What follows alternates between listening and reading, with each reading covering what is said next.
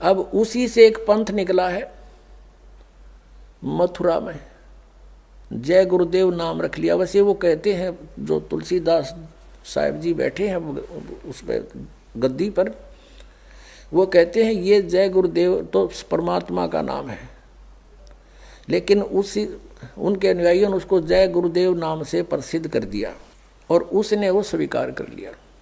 यानी जय गुरुदेव मथुरा के अंदर पंथ चल रहा है और सन 1954 से ये महात्मा संत सत्संग कर रहा है। 1954 से, जब दास केवल 3 वर्ष की आयु का था। क्योंकि ये पुण्यकर्मी प्राणी हैं, पूर्व जन्म के ऋषि महर्षि थे ये, इनके अंदर पिछले संस्कार अभी प्रबल थे, भक्ति के लिए इधर उधर भटके राधा स्वामी उस शिवदयाल के चक्कर में ये भी फंस गए। अब पूर्व जन्म के संस्कारों को, शुभ संस्कारों के कारण इनकी दिव्य दृष्टि भी काम करती थी। इन्होंने कई भविष्यवाणी भी की हैं। आज से सन 1971 में इन्होंने एक भविष्यवाणी की है। किसने? श्री तुलसीदास साहेब मथुरा वाले जय गुरुदेव पंथ के प्रवर्तक ने। वो आपको उन्हीं की पुस्तक से पढ़कर सुनाते हैं, फिर आप बुद्धिमान हो देखना वो किसके ऊपर खरी उतर रही है। एक पुस्तक है जय गुरुदेव की अमरवाणी भाग 2। जय गुरुदेव की अमरवाणी भाग 2, और ये कहाँ से छपी है? ये है शाकाहारी सदाचारी बाल संघ के से संकलित। प्रकाशक है दिव्या शर्मा, 88 साकेत कॉलोनी मथुरा से। मुद्रक है अर्जेंट प्रिंटर्स, पुराना बस स्टैंड मथुरा से। और ये है वो महात्मा, महान आत्मा। अब इनके ये हाथ भी गले पड़े हैं इस अतिथि में, आगे काफी एज्ड हो गए हैं अब ये। परम संत तुलसीदास जी महाराज। अब ये श्रद्धालु तन्य हो गए, विश्व को शांति अब इन्हीं से मिलेगी। और ये क्या कहते हैं, इन्होंने ये ना समझा। अब इसके प्रश्न नंबर आपको 50 पे दिखाते हैं, ये देखिएगा। ये है प्रश्न नंबर 50। सहकारी पत्रिका 7 सितंबर 1971 में स्टेटमेंट दी है इन्होंने। 7 सितंबर 1971 में इनकी स्टेटमेंट प्रकाशित हुई है। क्या? किसकी? तुलसी साहिब जी की, तुलसीदास जी की। और ये इसमें बॉक्स के अंदर है, हम यहाँ से लेते हैं। वह अवतार जिसकी लोग प्रतीक्षा कर रहे हैं 20 वर्ष का हो चुका है। 7 सितंबर 1951 को वो 20 वर्ष का हो चुका है। इस दास रामपाल दास की डेट ऑफ बर्थ है 8 सितंबर 1951। 7 सितंबर को दास पूरा 20 वर्ष का हो चुका है और 8 सितंबर को 21वां वर्ष शुरू हो जाता है। 7 सितंबर 1971 को वो 20 वर्ष का हो चुका है। यदि उसका पता बता दूं, फिर पढ़ो। वह अवतार जिसकी लोग प्रतीक्षा कर रहे हैं 20 वर्ष का हो चुका है। यदि उसका पता बता दूं तो लोग पीछे पड़ जाएंगे। अभी ऊपर से आदेश बताने का नहीं हो रहा है। मैं समय का इंतज़ार कर रहा हूँ और सभी महात्माओं ने समय का इंतज़ार किया है। समय आते ही सबको सब कुछ मालूम हो जाएगा। अब पुण्यात्माओं, ये पुण्यकर्मी प्राणी था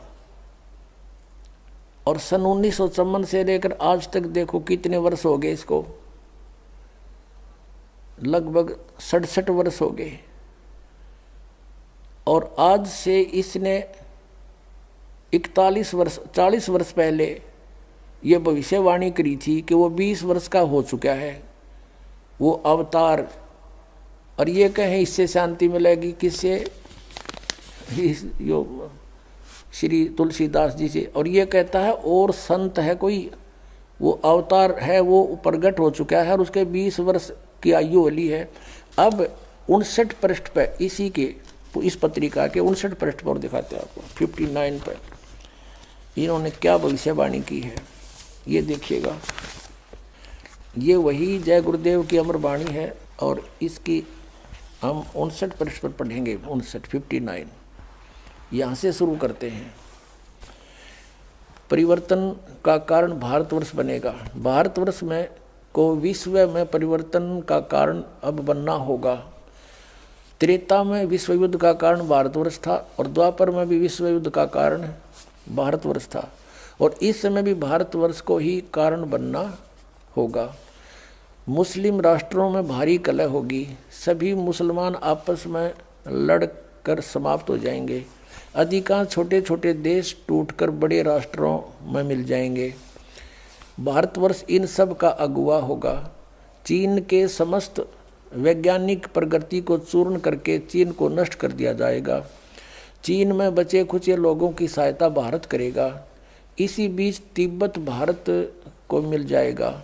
यदि सभी राष्ट्र आपस में मिलकर भारतवर्ष पर आक्रमण करें तो भी इसे कोई जीत नहीं सकता है। भारत में नए सिरे से संगठन होगा। यदि विश्व के सभी राष्ट्र जी जान से यह प्रयास करें कि सुरक्षा परिषद अमेरिका से हटकर भारतवर्ष में न जाने पावे तो यह कदापि नहीं होगा। सुरक्षा परिषद भविष्य में भारत में चली आएगी। महापुरुष का जन्म भारत के एक छोटे से गांव में हो चुका है, जिसके विषय में 7 सितंबर 1971 को ये स्वामी तुलसीदास जी कह रहे हैं वो 20 वर्ष का हो चुका है उसका जन्म। अब बताया है, अब ये है सहकारी पत्रिका 28 अगस्त 1971 को इसने स्टेटमेंट दी। इसमें नाम नहीं बताया। फिर 7 सितंबर को क्लियर कर दिया कि आज वो 20 वर्ष का हो चुका है। इसमें लिखा कि महापुरुष का जन्म भारतवर्ष के एक छोटे से गांव में हो चुका है और वह व्यक्ति मानव इतिहास का सबसे महत्वपूर्ण व्यक्ति बनेगा। उसे जनता का इतना बड़ा समर्थन प्राप्त होगा कि आज तक किसी को नहीं मिला है। वह महापुरुष नए सिरे से विधान बनाएगा और वह विश्व के संपूर्ण देशों पर लागू होगा।